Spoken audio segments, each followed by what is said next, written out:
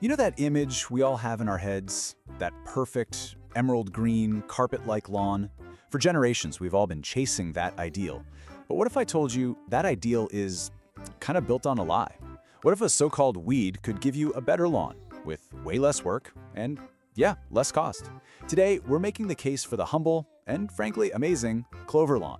So before we get to the solution, let's talk about the problem. That traditional turf grass, it might look simple, but keeping it that way comes with a surprisingly high price. And I'm not just talking about money. We're talking about your time, your resources, and just a whole lot of effort.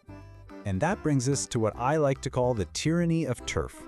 It's this relentless, exhausting cycle of maintenance that you have to do to keep up a grass monoculture. And that's just a fancy way of saying a lawn made up of only one single type of plant.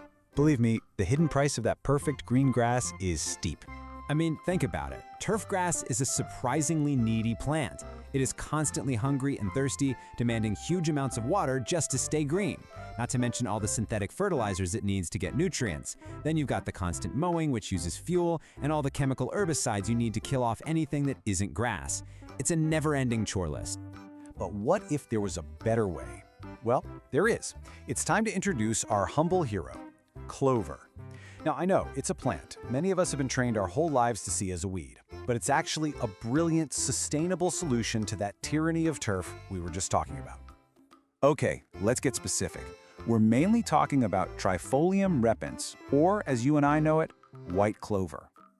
For decades, this was public enemy number one in the battle for the perfect lawn.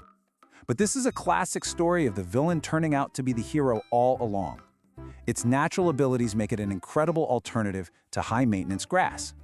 And this chart just lays it all out, doesn't it? It perfectly illustrates the difference. On one side, you've got your traditional turf grass, thirsty, hungry, and just so demanding.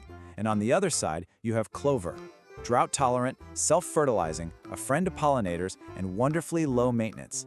The contrast is, well, it's stark. It's not even a fair fight when you look at it like this. So, let's break down exactly why clover is so effective. And no, it's not magic, it's just biology. Clover has a few natural superpowers that make it the perfect candidate for a modern, eco-friendly lawn. All right, this first one is a total game changer. Clover is what's called a nitrogen fixer. So what does that actually mean? It means it literally pulls nitrogen, which is an essential nutrient for plants, right out of the thin air, and through its roots, puts it back into the soil. It's like having thousands of tiny on-site fertilizer factories working for you 24/7. You can say goodbye to those bags of synthetic chemicals. You know those summer water bans, right? When you have to watch your lawn turn all brown and crunchy? Well, clover handles drought so much better. See, unlike the shallow roots of most turf grasses, clover has this deep taproot system that can reach way, way down for moisture when the surface is dry. So while your neighbor's grass is struggling, your clover lawn stays lush and green. A traditional grass lawn is basically a food desert for wildlife. There's nothing there. But a clover lawn? Oh, it's a five-star buffet. Those little white or purple flowers are a critical food source for pollinators like bees and butterflies, which, as we all know, are absolutely essential for a healthy ecosystem. Your lawn goes from a sterile green carpet to a living, breathing habitat. And for anyone out there who is just sick and tired of pulling dandelions, this one's for you. Clover has this really dense, sprawling growth habit that naturally shades and crowds out other common lawn weeds. What does that mean for you?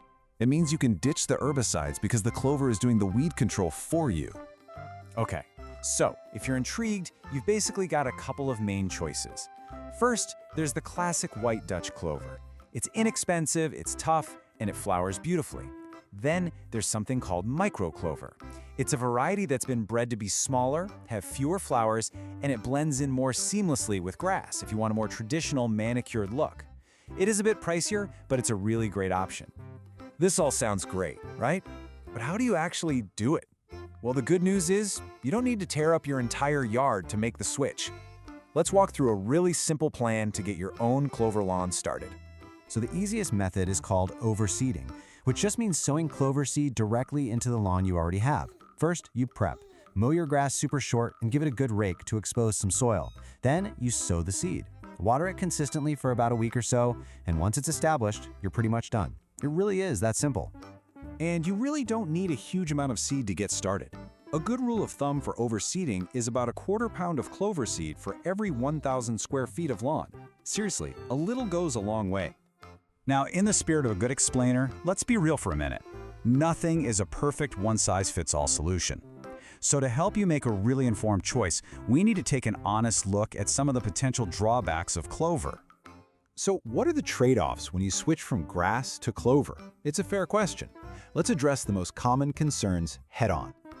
Okay, here are the big three. First, durability. A pure clover lawn doesn't stand up to heavy foot traffic, like, say, a soccer game, as well as tough turf grass does. The solution? Just create a grass and clover mix for those high-traffic play areas. Second, stains. Yep, those juicy leaves can stain clothes more easily than grass. And third, the bees. While they're great for the ecosystem, they can be a concern if you or someone in your family has an allergy.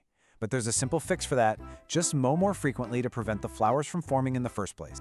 So when you put it all together, what we're really talking about here is a fundamental shift in perspective. It's about moving away from the idea of a lawn as this sterile green monoculture and moving toward the idea of a lawn as a small, resilient, and really useful ecosystem. I absolutely love this quote because it just captures the essence of this whole idea perfectly. This isn't about being lazy in a bad way. It's about being smart.